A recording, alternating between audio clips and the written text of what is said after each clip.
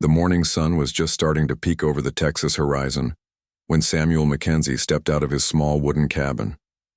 The year was 1847, and life on the frontier was never easy. Sam had been living on this piece of land for 3 years now, trying to build something from nothing. He was a tall man with weathered hands and kind eyes, originally from Scotland but now calling this wild corner of Texas his home. Sam stretched his back and looked out at his small herd of cattle grazing in the distance. 23 head of cattle wasn't much, but it was his. Every morning he would walk out to check on them, make sure none had wandered off during the night, and look for any signs of trouble. Out here, trouble could come in many forms: wild animals, cattle rustlers, or worse, raiding parties from the local tribes. The Comanche had been active in the area lately. Just last month they had hit the Johnson farm about 10 miles east. Sam tried not to think about what happened there. The frontier was a place where people had to be tough, but some things stayed with you whether you wanted them to or not. As Sam walked toward his cattle, he noticed something odd. The animals seemed restless, clustered together on the far side of the pasture near Willow Creek. Normally they would spread out to graze, but today they were all bunched up, heads raised, looking toward the creek bed. Sam quickened his pace. In his 3 years out here, he had learned to pay attention when the animals acted strange. They could sense things that humans often missed. As he got closer, he could hear what sounded like crying or calling out. It was faint, but definitely human. His first instinct was to turn around and go back for his rifle. The smart thing would be to approach any unknown situation armed and ready, but something about the sound made him pause. It wasn't the war cry of raiders or the shouting of rustlers. It sounded like someone in pain, someone who needed help. Sam looked back toward his cabin where his wife Martha was probably starting breakfast. He could see the thin line of smoke rising from their chimney. For a moment he considered going back to get her, or at least to get his gun. But the crying sound came again, weaker this time, and he knew that whoever was out there might not have much time left. Following the sound, Sam made his way through the mesquite brush that grew thick along the creek. The thorny branches caught at his clothes and scratched his arms, but he pushed through. The crying was getting louder now, and he could tell it was coming from just ahead, down in the creek bed itself. When Sam finally pushed through the last of the brush and looked down into the dry creek bed, what he saw made his heart skip a beat. There, trapped beneath a brown and white painted horse, was a young Indian girl. She couldn't have been more than 14 or 15 years old. The horse was clearly dead, its neck bent at an unnatural angle, and the girl was pinned underneath, its body from the waist down. Sam's mind raced. This was exactly the kind of situation that could get him and Martha killed. The smart thing, the safe thing, would be to back away quietly and pretend he had never seen anything. Indian raids were a constant threat, and getting involved with tribal affairs was asking for trouble. But as he stood there looking down at the trapped girl, she turned her head and saw him. Her dark eyes were filled with pain and fear, but also with a desperate hope. She said something in what Sam recognized as Comanche, though he couldn't understand the words. She was asking for help. The girl was clearly from an important family. Even trapped and injured, Sam could see that her clothing was elaborate and well-made. Her buckskin dress was decorated with intricate beadwork in blues and yellows, and she wore silver ornaments in her braided hair. This wasn't just any Comanche girl. This was someone significant. Sam looked more closely at the situation. The horse had apparently stepped into a prairie dog hole and broken its leg. When it fell, it had trapped the girl underneath. She had been crying for help. But out here in the middle of nowhere, Sam might be the only person who could hear her. He thought about Martha back at the cabin, probably wondering where he was by now. He thought about the stories he had heard about what happened to white settlers who got on the wrong side of the Comanche. He thought about the safe, smart thing to do. Then he looked at the girl again. She was just a kid, hurt and scared and probably dying if someone didn't help her soon. The horse was heavy, easily 700 or 800 pounds, and it was clearly pressing down on her legs and possibly her internal organs. Her breathing was shallow and quick, which could mean internal injuries. Sam made his decision. He half slid, half climbed down into the creek bed. The girl watched him approach, her eyes wide with uncertainty. She didn't know if this white man was going to help her or hurt her. Sam moved slowly, keeping his hands visible, and spoke in the calmest voice he could manage. "Easy there, miss," he said softly. "I'm going to try to help you." She probably didn't understand his words, but something in his tone seemed to calm her a little. Sam walked around the dead horse, trying to figure out the best way to free her. The animal had fallen in such a way that its body was pressing down on both of her legs and her lower torso. He could see that her right ankle was bent at a wrong angle, definitely broken. Sam took off his hat and wiped the sweat from his forehead. This was going to be difficult. He couldn't just lift an 800-pound horse by himself. He would need to use leverage, maybe find a way to roll the animal off her. Looking around the creek bed, Sam spotted a fallen cottonwood branch that might work as a lever. It was about 6 feet long and thick enough to support some weight. He dragged it over to where the horse lay and began looking for the best place to position it. The girl watched his every move. At one point, she spoke again in Comanche, and Sam got the impression she was trying to tell him something important. He wished he could understand her, but all he could do was nod and try to look reassuring. Sam found a good spot to wedge his makeshift lever under the horse's body, using a large rock as a fulcrum. He tested it carefully, making sure it wouldn't slip when he put his full weight on it. The girl seemed to understand what he was trying to do and positioned herself to try to pull herself free when the weight lifted. "On 3, Sam said, more to himself than to her. 1, 2, 3. Sam threw all his weight onto the lever. For a moment, nothing happened. Then, slowly, the horse's body began to lift. The girl immediately started trying to pull herself free, but she was weak from pain and loss of blood. Sam could only hold the lever for a few seconds before his muscles gave out, and the horse settled back down. But those few seconds had been enough. The girl had managed to pull herself partially free. Now only her legs were trapped, not her torso. That was progress, but she was still stuck, and Sam could see that the effort had cost her. She was breathing even harder now, and her face was pale. Sam repositioned his lever and tried again. This time, when he lifted the horse, the girl was able to pull her legs completely free. She cried out in pain as her broken ankle moved, but she was finally out from under the dead animal. Sam dropped the lever and immediately went to check on her. Her right ankle was definitely broken, and he could see other cuts and bruises on her legs where the horse had been pressing down. But she was alive, and she was free. The girl tried to sit up but couldn't manage it. She was weak and in shock, from her injuries and from being trapped for who knows how long.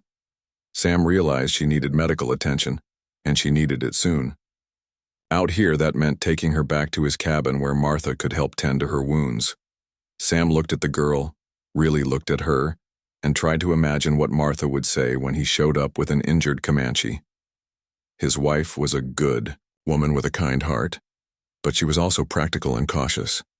She knew as well as he did what could happen to white settlers who got involved with tribal affairs. But looking at this hurt child, Sam knew he couldn't just leave her here to die. It went against everything he believed about right and wrong. If this was his daughter trapped and injured, he would want someone to help her, no matter who they were or where they came from. The girl spoke again, and this time Sam thought he heard something like gratitude in her voice. She was looking at him with those dark eyes, and he could see that she understood he had saved her life. Whatever else happened, whatever consequences came from this decision, at least this one young person would live to see another day. Sam began planning how to get her back to the cabin. She couldn't walk on that broken ankle, and he couldn't carry her the whole way. He would need to make some kind of stretcher or travois to transport her safely. Looking around the creek bed, he started gathering materials. Branches, his rope, anything that might help him build something to carry her. As he worked, Sam couldn't shake the feeling that this moment was going to change everything. He had made a choice to help someone who needed it, but that choice might have consequences he couldn't even imagine yet. All he knew for sure was that there was no going back now. He had committed himself to helping this girl, and he would see it through to the end, whatever that might be. The morning sun was getting higher now, and Sam knew Martha would be wondering where he was. Soon, he would have to explain to his wife why he was bringing home an injured Comanche girl. and after that they would both have to live with whatever came next. Sam worked quickly but carefully to build something that could carry the injured girl back to his cabin. Using his rope and 2 sturdy branches from the cottonwood tree, he fashioned what the Indians called a travois, a simple but effective stretcher that could be dragged across the ground. The girl watched him work, sometimes speaking softly in Comanche. Sam couldn't understand her words, but her tone seemed grateful, even though pain was clearly written across her young face. Every few minutes she would wince or gasp as her broken ankle moved the wrong way. "This might hurt a bit," Sam said, gently as he prepared to move her onto the travois. He knew she couldn't understand English, but he hoped his tone would reassure her. Moving someone with unknown injuries was always risky, but leaving her here wasn't an option. As carefully as possible, Sam lifted the girl and placed her on the makeshift stretcher. She cried out once when her ankle shifted, but then bit her lip and stayed quiet. Sam could see she was trying to be brave, and he admired her courage. Not many adults would handle this situation as well as this young girl was managing. Before leaving the creek bed, Sam made a difficult decision. The girl's horse was clearly suffering with its broken leg, though it was barely conscious. It was the kind of injury that would never heal properly, and leaving the animal to die slowly would be cruel. Sam pulled out his rifle and with one clean shot, ended the horse's suffering. The gunshot echoed across the prairie like thunder, and Sam immediately regretted the noise. In this part of Texas, a rifle shot could be heard for miles, and it might attract the wrong kind of attention. But what was done was done. He had made the merciful choice for the animal, even if it might cause problems later. The girl seemed to understand why he had shot the horse. She spoke a few words that sounded like a prayer or blessing, looking sadly at her dead mount. Sam got the impression that the horse had been special to her, not just a means of transportation but a companion. Now came the hard part, getting her back to the cabin.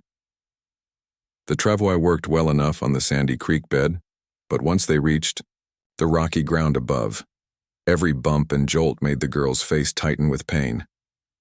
Sam tried to find the smoothest path possible, but there was no avoiding all the rough spots. As they traveled slowly across the prairie, Sam's mind was racing, ahead to what would happen when they reached home. Martha was going to be shocked, probably scared, and definitely not happy about this situation. She had good reason to be worried. Bringing an injured Comanche into their home was the kind of decision that could get them both killed. The stories about what happened to white settlers who crossed the Comanche were terrible and well known. Just last year, the Peterson family had been found scalped in their burned cabin after they had supposedly mistreated some Comanche traders. Whether the stories were true or exaggerated, Sam didn't know, but they were scary enough to keep most people from taking any chances. But as Sam looked back at the girl on the travois struggling to stay conscious despite her pain, he knew he couldn't have made any other choice. Some things were more important than being safe. Some things were more important than being smart. Helping someone who was hurt and helpless was one of those things. The journey back to the cabin took almost an hour. The girl drifted in and out of consciousness, sometimes speaking deliriously in Comanche, sometimes just lying quietly with her eyes closed. Sam stopped several times to give her water from his canteen, and each time she managed a small smile of thanks. When they finally came within sight of the cabin, Sam could see Martha standing on the front porch, shading her eyes with her hand as she looked in his direction. She had obviously heard the rifle shot and had been watching for him to return. As they got closer, Sam could see the exact moment when Martha realized he wasn't alone. Martha Mackenzie was a strong woman who had already lived through more hardships than most people could imagine. She had come west with Sam 3 years ago, leaving behind the relative safety and comfort of civilization for the uncertainty of frontier life. She could handle difficult situations and make tough decisions when necessary. But as Sam approached the cabin pulling a travois with an injured Comanche girl, Martha's face went through a series of expressions: surprise, confusion, fear, and then something that looked like resignation, mixed with determination. "Sam Mackenzie, what in the world have you done?" Martha called out as he got close enough to hear her clearly. Found her trapped under her horse down by the creek, Sam replied, pulling the travois up to the front porch. She's hurt bad, Martha. Broken ankle. Maybe internal injuries. She's been out there for hours. Maybe all night. Martha looked down at the girl, who had opened her eyes at the sound of voices. For a long moment, the two women looked at each other. The middle-aged, white, frontier wife and the young Comanche girl. It was a moment that seemed to stretch on forever, full of unspoken questions and fears. Sam, do you have any idea what you've done? Martha asked quietly.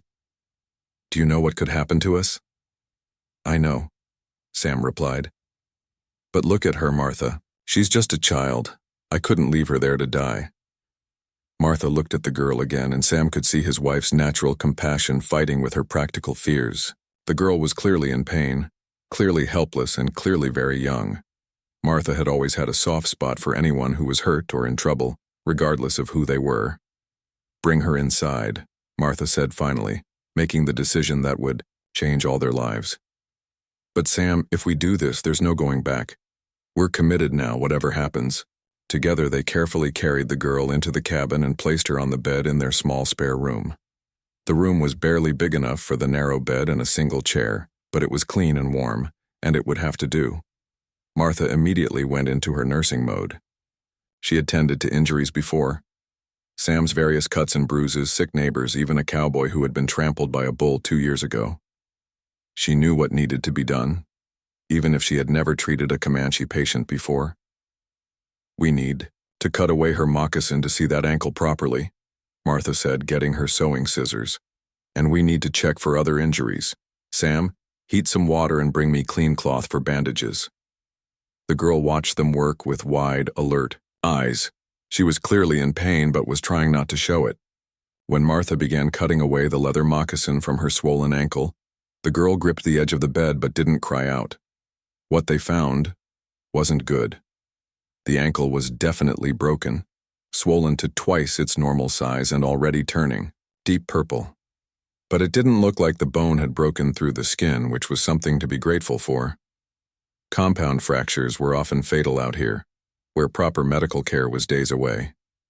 Martha also found several deep cuts on the girl's legs where the horse had been pressing down, and extensive bruising across her lower back and ribs. It was clear she had been trapped for a long time and had suffered considerably. She needs proper medical attention, Martha said quietly to Sam.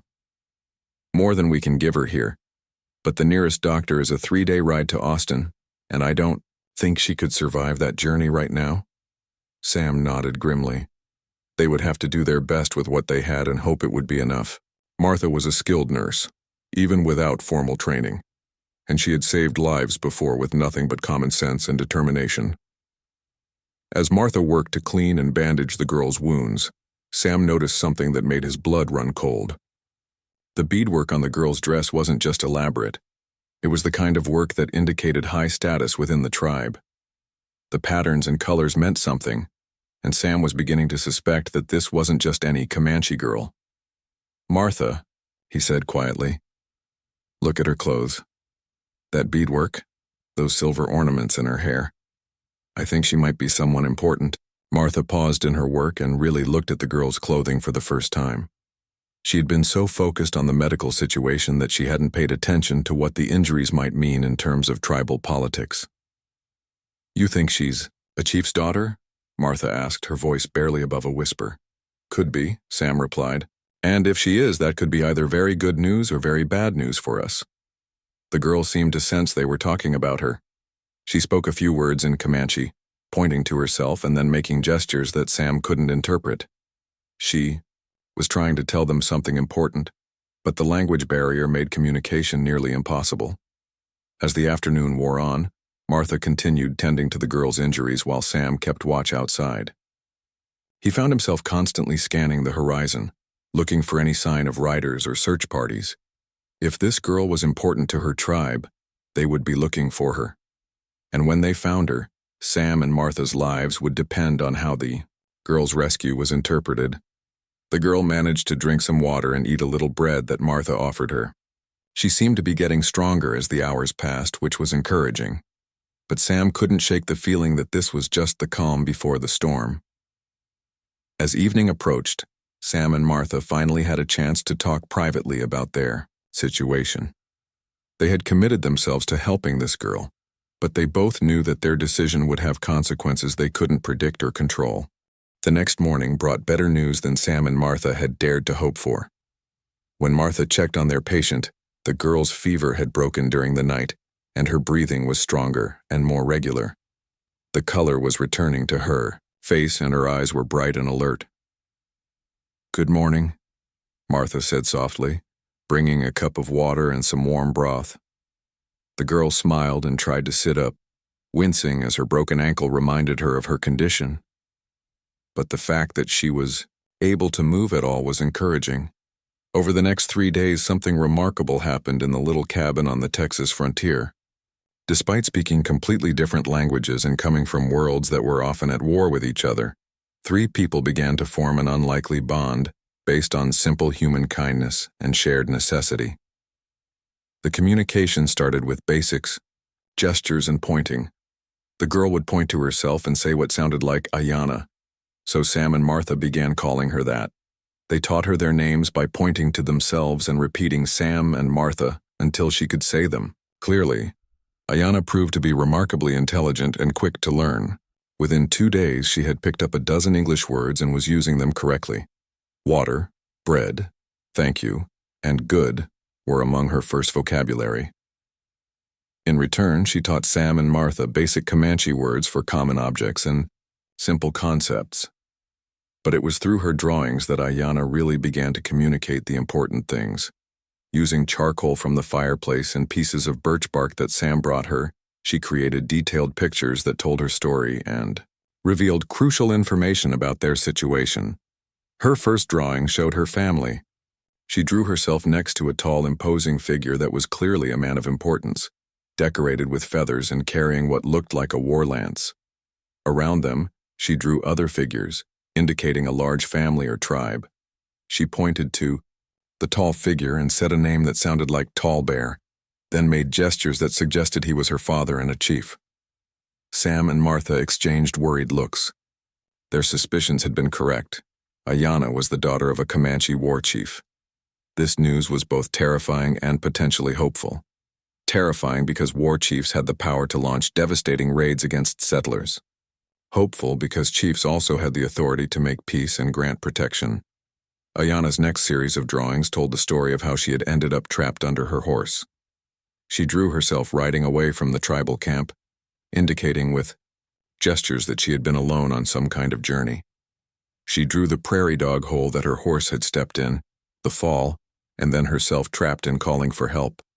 But it was her final drawing that revealed the most important information. Using careful strokes, she drew several mounted figures that were clearly Comanche warriors. She pointed to them, then pointed in various directions around the cabin, making it clear that search parties had been looking for her. She held up fingers to indicate numbers, showing Sam and Martha that many warriors were involved in the search. Then Ayana did something that made Sam's heart skip a beat. She drew a simple picture of a rifle and made a sound like bang. She pointed toward the creek where Sam had shot her horse, then pointed to her ear and made listening gestures. She was telling them that the gunshot had been heard. The search parties heard the rifle shot, Sam said to Martha quietly. They know someone was in that area. Ayana seemed to understand that this information was important. She looked at Sam with serious eyes and spoke rapidly in Comanche, clearly trying to warn him about something. Though he couldn't understand, her words, her meaning was clear. Danger was coming. But over the next day, Ayana also tried to communicate something else. Through gestures and simple drawings, she indicated that she had told anyone who would listen that Sam and Martha were good people who had helped her. She drew pictures of herself speaking to her father, pointing to Sam and Martha and making positive gestures. The language lessons became more intensive as Ayana's strength returned. She was eager to learn English, and Sam began to understand why. She wanted to be able to explain their situation clearly when her people arrived. She wanted to make sure there was no misunderstanding about Sam and Martha's intentions. "Good man," Ayana said carefully in English, pointing to Sam. Good woman, she added, pointing to Martha. She repeated these phrases over and over, as if practicing what she would say to her father. Martha, meanwhile, was teaching Ayanna more complex concepts. She showed her how to count in English and taught her words for family relationships. In return, Ayanna taught Martha the Comanche words for the same concepts. It was slow going, but they were making real progress. One evening, as Martha was changing the bandages on Ayanna's ankle, the girl spoke a long sentence in Comanche and then tried to translate it into her limited English. Father, he, good, band too, she said slowly. Father, he know, good people. Father, he. She struggled to find the words, then made gestures that seemed to indicate honor or respect. Sam thought he understood what she was trying to say. Her father, War Chief Tallbear, was himself an honorable man who would recognize and respect the kindness that Sam and Martha had shown his daughter. It was a comforting thought, but Sam knew that even honorable men could be unpredictable when it came to protecting their families. As Ayanna grew stronger, she was able to tell them more about herself and her people. Through a combination of words and drawings, she explained that she had been on what sounded like a vision quest, a traditional journey that young Comanche took to seek spiritual guidance and mark their transition to adulthood. She had been returning to her tribe when her horse fell, and she had been missing for several days before Sam found her. Her family had given her up for dead, which explained why the search parties had been looking for her body rather than expecting to find her alive. Ayanna also revealed more about her father's status within the tribe. Tallbear was not just any war chief. He was the leader of one of the largest and most powerful Comanche bands in the region. His warriors numbered in the dozens, and his influence extended across hundreds of miles of Texas territory. This information was both frightening and important. It meant that when Tallbear came looking for his daughter, he wouldn't be coming, alone or unprepared. But it also meant that if Sam and Martha could earn his respect and gratitude, they would have the protection of one of the most powerful men in Comanche territory. As the days passed, something else became clear to Sam and Martha. Ayanna wasn't just grateful for their help, she genuinely liked them. Despite the vast differences in their cultures and backgrounds, she had formed real emotional bonds with her rescuers. She laughed at Sam's attempts to pronounce Comanche words, and she seemed to enjoy Martha's stories about life back east before they came to Texas. She was curious about everything in their cabin, asking about objects and customs that were foreign to her experience. In return, Ayanna shared stories about her own life. Through words and gestures, she told them about growing up in a Comanche camp, about learning to ride horses almost before she could walk, and about the customs and traditions of her people. One evening, as they sat around the fireplace, Ayanna suddenly became very serious. She looked at Sam and Martha with solemn eyes and spoke carefully in English. "You save my life," she said slowly. "My father, he will remember this, always." Then she reached into a small pouch that she wore around her neck and pulled out a beautifully beaded medallion. It was small but intricate, featuring traditional Comanche designs in blue and yellow beads. She handed it to Sam. "For you," she said. "This, tell all Comanche, you friend, you protected." Sam took the medallion, understanding the significance of the gift. This wasn't just a token of gratitude. It was a form of identification that could potentially save their lives if they ever encountered other Comanche warriors. Martha had tears in her eyes as she watched this exchange. This young girl, barely more than a child, was trying to protect them in the only way she could. The medallion was probably valuable to her, certainly meaningful, but she was giving it away to help the people who had helped her. That night, as Sam and Martha prepared for bed, they both felt a strange mixture of hope and anxiety. Ayanna was clearly recovering well, which meant she would soon be strong enough to travel, and that meant the moment of truth was approaching, the time when her people would come to take her home. "What do you think will happen when her father arrives?" Martha asked as they lay in their bed, listening to the sounds of the Texas night. "I don't know," Sam replied honestly, "but I think we're about to find out what kind of man this tall bear really is, and what kind of people the Comanche think we are." Outside, the prairie was quiet except for the distant howling of coyotes and the whisper of wind through the grass. But Sam couldn't shake the feeling that this peaceful night was the last one they might enjoy for a while. Change was coming, whether they were ready for it or not. In the spare room, Ayanna lay awake too, staring at the ceiling and thinking about her family. She knew they were looking for her, and she knew they would find her soon. She had tried to prepare Sam and Martha for what was coming, but she wasn't sure they really understood. Sam Mackenzie had always been an early riser, but on this particular morning he was awake long before dawn. He had barely slept, and when he did manage to doze off, his dreams were filled with war paint and thundering hooves. Something in the air felt different today, charged with tension and possibility. He slipped quietly out of bed, trying not to wake Martha, and pulled on his clothes in the pre-dawn darkness. Outside, the Texas sky was just beginning to show the faintest hint of light on the eastern horizon. The morning was still and quiet, but Sam felt an overwhelming urge to check the surrounding area. As he stepped onto the front porch of his cabin, Sam's eyes automatically scanned the prairie in all directions. It was a habit he had developed over 3 years of frontier life. Always be aware of your surroundings. Always watch for signs of trouble or change. But this morning, that habit might save his life. At first, he saw nothing unusual.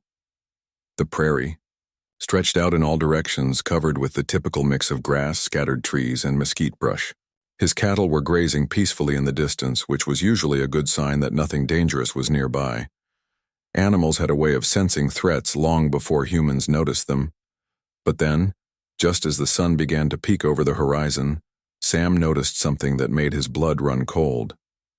There on the distant hills to the north was a thin line of dust rising into the still morning air. It was too much dust to be caused by a few stray cattle or wild horses. This was the kind of dust cloud that came from a large group of riders, moving fast across the prairie. Sam's heart began to pound as he realized what this meant. Ayanna's people had found them. He stood frozen for a moment, watching the dust cloud grow larger and more defined. As the morning light grew stronger, he could begin to make out individual shapes moving along the ridgeline. Riders. Many riders, and they were coming straight toward his property. Sam turned and rushed back into the cabin, his mind racing through their options. They could try to run, but where would they go? The nearest settlement was 2 days away, and they would never outrun mounted Comanche warriors across open prairie. They could try to hide, but the cabin was the only substantial structure for miles around. Any search party would check it immediately. "Martha," he said urgently, shaking his wife awake. "Martha, wake up. They're coming." Martha sat up immediately, instantly alert, despite having been sound asleep moments before. 3 years of frontier life had taught her to respond quickly to danger. "How many?" she asked, reaching for her clothes. "I can't tell yet, but it looks like a lot. Maybe 50 riders, maybe more." Sam was already moving toward their rifle, checking to make sure it was loaded. Not that one rifle would do much. Good against 50 warriors, but it made him feel slightly better to have it in his hands. "Should we wake Ayanna?" Martha asked, pulling on her dress. "Yes, she needs to know what's happening, and Martha—" Sam paused, looking at his wife with serious eyes. "Whatever happens in the next few hours, I want you to know that I love you, and I don't regret what we did. That girl would have died if we hadn't helped her." Martha crossed the room and took his face in her hands. "I love you too, Sam Mackenzie. And I don't regret it either. We did the right thing. Whatever comes of it." They quickly went to the spare room where Ayanna was already sitting up in bed, wide awake and alert. Somehow she had sensed the change in the atmosphere. Her dark eyes were bright with a mixture of excitement and worry. "My people?" she asked in English, pointing toward the north. Sam nodded grimly. "Yes, your people are coming. A lot of them." Ayanna immediately tried to get out of bed, but her broken ankle wouldn't support her weight. Sam helped her to the window where she could see the approaching dust cloud. When she saw it, her face went pale. She spoke rapidly in Comanche, and even though Sam couldn't understand the words, he could hear the worry in her voice. She turned to him and spoke carefully in English. "My father, he bring many warriors. He think, maybe you hurt me. Maybe you." She struggled to find the words, then made a slashing motion across her throat. Sam understood. Tall Bear wasn't coming for a friendly visit. He was coming prepared for war, expecting to find his daughter dead or imprisoned. The size of the war party indicated that he was ready to exact terrible revenge on whoever had harmed his child. "You need to tell him we helped you," Sam said urgently. "You need to make him understand." "I will try," Ayanna replied, but Sam could see the doubt in her eyes. She was just a young girl, and her father was a war chief surrounded by warriors who had probably already worked themselves up for battle. Changing their minds might not be easy, even for a beloved daughter. As the minutes passed, the approaching riders became more clearly visible. Sam could see that they were indeed Comanche warriors, painted for war and carrying weapons. They rode in a loose formation, spread out across the prairie, moving with the deadly efficiency of experienced fighters. At the head of the group rode a figure that could only be Tall Bear himself. Even at a distance, Sam could see that this was a man of authority and presence. He sat his horse like he was born to it, and the other warriors naturally followed his lead. "How many do you count?" Martha asked, standing beside Sam at the window. "At least 50, maybe more," Sam replied. "They're spread out across a wide front. No way to escape without being seen." Ayanna listened to this exchange and spoke up. 50 warriors, she confirmed. "My father, he bring his best men. He very angry, very worried about me." As the war party drew closer, Sam could see more details. The warriors were indeed painted for battle, with red and black designs covering their faces and bodies. Their horses were painted too, with symbols that probably indicated their riders' status and achievements. These weren't young hotheads looking for trouble. These were seasoned fighters led by an experienced war chief. Sam made a decision that would determine the fate of all of them. Instead of staying inside the cabin and waiting for the warriors to surround them, he would meet them openly. It was a huge risk, but it might be their only chance to avoid bloodshed. "I'm going outside," he announced. "If they see me trying to hide or looking like I'm planning to fight, this could go very badly very quickly." "Sam, no," Martha protested. "That's suicide. Stay inside where you have some protection. The cabin won't protect us if they decide to attack," Sam replied. "Our only chance is to show them that we're not afraid because we haven't done anything wrong. Ayanna, can you walk at all?" The girl tested her ankle gingerly. She could put some weight on it, but walking was clearly painful. "Little bit," she said. "I can try." "Good. I want them to see you standing beside us. I want them to see that you're alive and well and that you're with us by choice." As the war party crested the final hill before Sam's property, he could see them clearly for the first time. They were a fearsome sight, 50 mounted warriors in full battle regalia, weapons ready, moving with the coordinated precision of a military unit. At their head rode Tall Bear, and Sam could see immediately why this man was a feared and respected leader. Tall Bear was a big man, probably in his 40s, with the weathered face and strong build of someone who had spent his entire life in warfare and leadership. His horse was magnificent, a large painted stallion that moved like it was dancing. The chief's war paint was more elaborate than the others, indicating his high status, and he carried a decorated lance that marked him as a war leader. Sam took a deep breath and opened the cabin door. This was the moment of truth. In the next few minutes, he would either be greeting a new ally or fighting for his life against impossible odds. "Help me get Ayanna outside," he said to Martha. "We're going to meet them together as a family."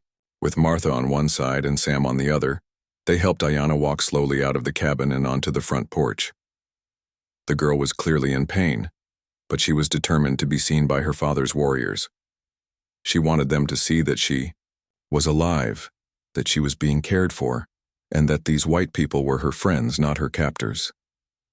As they emerged from the cabin, the approaching war party spread out in a wide semicircle around the property. It was a classic tactical formation that would prevent any escape while giving the warriors clear fields of fire from multiple directions. These men knew what they were doing, but Tallbear himself continued riding straight toward the cabin, alone. Now, his eyes fixed on the three figures standing on the porch. As he got closer, Sam could see the chief's face more clearly, and what he saw there was a mixture of relief, confusion, and barely controlled anger. Relief, because his daughter was clearly alive. Confusion, because she was standing freely beside two white settlers instead of being held prisoner. And anger, because 3 days of assuming she was dead had taken an emotional toll that wouldn't be easily set aside. When Tallbear was about 50 yards from the cabin, he stopped his horse and sat perfectly still, studying the situation. The other warriors had taken positions around the property, their weapons ready but not yet aimed. Everyone was waiting to see what their chief would do. Sam realized that this was his moment. Everything depended on what happened in the next few seconds. He could see Ayanna preparing to call out to her father, but he also knew that his own actions would be just as important as her words. The tension in the air was so thick that Sam could almost feel it pressing against his skin as he walked slowly toward the mounted war chief. Every step brought him closer to a moment that would determine not just his own fate, but the fate of his wife and the young Comanche girl they had saved.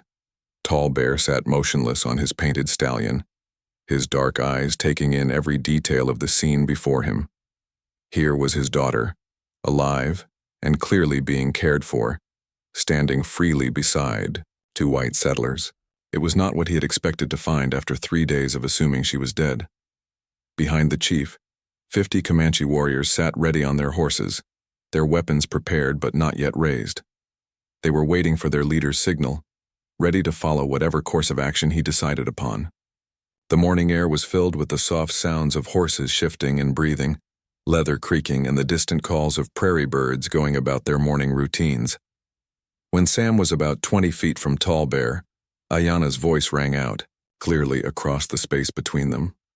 She called to her father in rapid Comanche, her words tumbling over each other in her eagerness to explain what had happened. Even though Sam couldn't understand the language, he could hear the emotion in her voice. Relief, gratitude, and urgency to make her father understand the truth. Tallbear listened to his daughter without taking his eyes off Sam. The chief's weathered face showed no emotion, but Sam could see the intelligence behind those dark eyes, carefully processing everything his daughter was telling him. This was clearly a man who had survived and thrived as a leader because he could read situations quickly and accurately. Ayanna continued speaking, occasionally pointing to Sam and Martha, then to herself, then making gestures that seemed to indicate her injuries and the care she had received. She was telling her father the whole story, how Sam had found her trapped, how he had freed her despite the danger to himself, how both Sam and Martha had tended to her wounds and nursed her back to health. When Ayanna finished speaking, a long silence fell over the prairie. Tallbear continued to study Sam, his expression unreadable. The chief's horse pawed the ground impatiently, sensing the tension in its rider, but Tallbear himself remained perfectly still. Finally, after what felt like an eternity, Tallbear dismounted. He moved with the fluid grace of a man who had spent his entire life on horseback, landing lightly on his feet despite his size and the weight of his weapons. As he walked toward Sam, the chief's hand rested on the handle of his knife, but he didn't draw it. Sam forced himself to remain calm and still. Every instinct told him to step back, to put more distance between himself and this dangerous man, but he knew that showing fear now could be fatal. Instead, he met Tallbear's gaze directly, trying to communicate through his eyes and posture that he meant no harm. When the two men were only a few feet apart, Tallbear stopped and spoke for the first time. His voice was deep and carrying, and he spoke in English that was accented but clearly understandable. "You are the man who found my daughter?" Sam nodded. "Yes. She was trapped under her horse down by the creek. I couldn't leave her there to die." Tallbear's eyes narrowed slightly. Many white men would have left her to die. Many white men would have been happy to see a Comanche die. It was a test, Sam realized. The chief was probing to understand what kind of man he was dealing with. Sam chose his words carefully. "I'm not like those men," he replied. "I judge people by their actions, not by their tribe or the color of their skin. Your daughter needed help, and I gave it. That's what any decent person would do." For the first time, something that might have been the beginning of respect flickered in Tallbear's eyes. He looked past Sam toward the cabin where Martha stood supporting Ayanna, then back to Sam. "My daughter tells me you and your woman treated her wounds. She tells me you fed her, gave her water, made her comfortable. She tells me you asked for nothing in return." "That's right," Sam confirmed. "We helped her because it was the right thing to do, not because we wanted anything from her or from you." Tallbear nodded slowly, then did something unexpected. He smiled, not a large smile, but a genuine expression of approval that transformed his stern features. "I have been a war chief for 20 years, Tallbear said. "In that time I have learned to read the hearts of men quickly. I can see truth in a man's eyes and I can see lies. When I look at you, I see truth." The chief turned and called out something in Comanche to his warriors. Immediately, Sam could feel the tension in the air begin to ease. The warriors lowered their weapons and relaxed their aggressive postures, though they remained alert and ready. "My daughter also tells me something else," Tallbear continued, turning back to Sam. "She tells me that when you shot her horse to end its suffering, the sound brought my scouts to that area. She tells me you could have left the animal to die, slowly and silently, but you chose mercy even though it put you in danger." Sam hadn't thought about it that way, but he realized the chief was right. The rifle shot that had ended the horse's suffering had also announced his presence to any Comanche in the area. It had been a risk he hadn't fully considered at the time. "The horse was in pain," Sam said simply. "I couldn't let it suffer." Tallbear nodded approvingly. "A man who shows mercy to animals will show mercy to people. A man who does what is right even when it is dangerous. That is a man of honor." The chief looked toward the cabin again, where Ayanna was watching the exchange with obvious relief and growing excitement. She had successfully convinced her father that Sam and Martha were good people, and now she could see that understanding developing between the two men. "My daughter is precious to me," Tallbear said, his voice becoming more emotional. "She is my youngest child, and she has always been special. When she did not return from her vision quest, I feared the worst. For 3 days, I have been preparing to avenge her death. Instead, I find her alive and healing, cared for by strangers who asked for nothing." The chief reached into a pouch at his side and pulled out something that made Sam's eyes widen. It was a decorated war lance, clearly an item of great significance and value. The shaft was painted with intricate designs, and it was adorned with feathers, beadwork, and what looked like scalps from previous battles. "This lance has been carried by the war chiefs of my family for 3 generations, Tallbear said, holding it out toward Sam. "It has led my people in many battles, and it has never known defeat. I give it to you now as a symbol of my gratitude and my respect." Sam hesitated. He understood the significance of the gesture, but he also knew that accepting such a gift would create obligations and expectations that he might not be able to fulfill. "I'm honored," Sam said carefully, "but I don't think I can accept something so valuable. I did what anyone should do. I don't need to be rewarded for basic human decency." Tallbear's smile widened. "You refuse my gift? That makes me respect you even more. But I insist. This lance will mark you as a friend to the Comanche. Any warrior who sees it will know that you are under my protection." Realizing that refusing again might be insulting, Sam accepted the lance with both hands, feeling the weight of both the weapon and the responsibility it represented. "There is more," Tallbear continued. "I declare that you and your woman and anyone who lives on this land are under the protection of my band. No Comanche warrior will ever raise a weapon against you. Your cattle are safe, your home is safe, and you are safe." The chief then whistled sharply, and several of his warriors rode forward leading a string of horses. beautiful animals with excellent bloodlines that were clearly valuable. These horses are payment for the care you gave my daughter, Tall Bear announced. I know you did not ask for payment, but honor demands that I give it anyway. A debt must be repaid. Sam started to protest again, but Tall Bear held up his hand. Do not refuse again, the chief said with mock sternness. You have already refused one gift. If you refuse another, I will begin to think you do not like me. Despite the tension of the situation, Sam found himself smiling. There was humor in this dangerous man and a sense of fairness that Sam could respect. At that moment, Ayanna called out from the cabin porch. With Martha's help, she was slowly making her way down the steps, clearly determined to join her father despite her injuries. Tall Bear immediately went to her, and the reunion between father and daughter was touching to watch. The war chief's stern expression melted away as he embraced his child, speaking to her softly in Comanche while examining her injuries with gentle hands. Sam could see the love and relief in the man's face, and he understood that beneath the fearsome exterior was a father who had thought he had lost his youngest daughter. Ayanna spoke earnestly to her father, occasionally gesturing toward Sam and Martha.